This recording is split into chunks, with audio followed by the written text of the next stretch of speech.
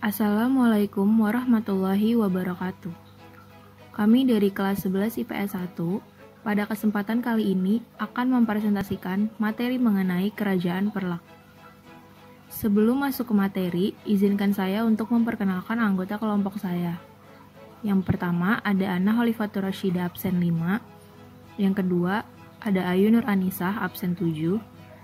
Yang ketiga ada saya sendiri, Laina Utsula Nabila absen 11. Yang keempat ada Mudi Oktaviani Sirait absen 14. Yang kelima ada Nadia Rahma Muson absen 19. Dan yang terakhir ada Revalina Harfiati absen 30. Sistem pemerintahan yang diterapkan oleh Kerajaan Perlak yaitu sistem pemerintahan monarki, di mana kepala pemerintahannya dipegang oleh Sultan dengan dibantu oleh beberapa wazir. Selain itu, sebagai penasihat pemerintah yang bertugas mendampingi Sultan dan para wazirnya, dibentuk juga sebuah lembaga yang disebut Majelis Fatwa yang berada di bawah pimpinan seorang ulama yang berpangkat mufti. Kehidupan ekonomi Kerajaan Perlak. Kata perlak berasal dari nama pohon kayu besar yaitu kayu perlak yang artinya kayu perlak. Kayu ini sangat baik digunakan untuk bahan dasar pembuatan perahu kapal, sehingga banyak dibeli oleh perusahaan-perusahaan perahu kapal.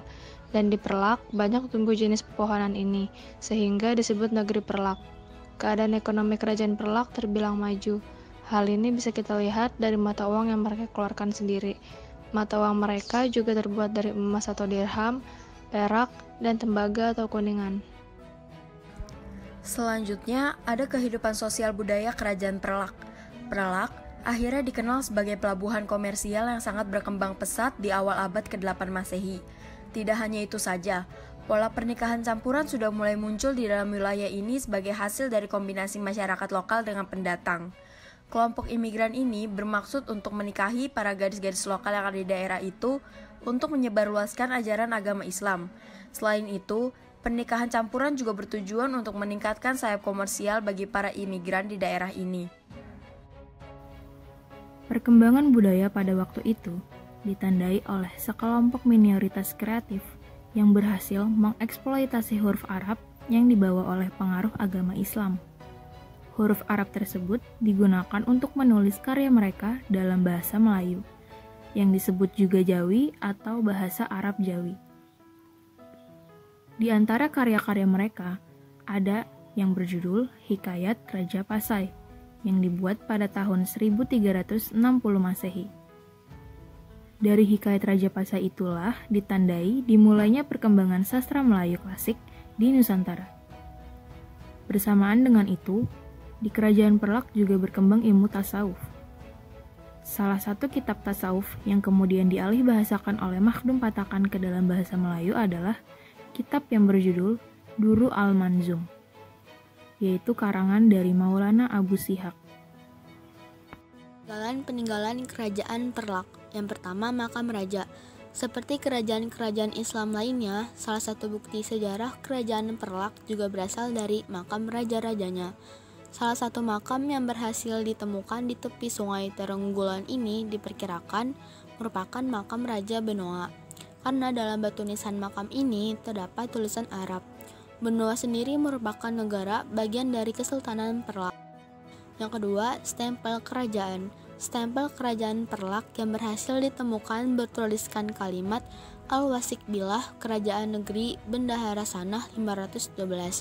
Negeri Bendahara sendiri merupakan bagian dari Kesultanan Perlak. Yang ketiga, naskah Hikayat Aceh. Pada isi naskah Hikayat Aceh dijelaskan bahwa berdirinya Kesultanan Perlak di bawah sultan pertamanya yang bernama Alauddin Shah.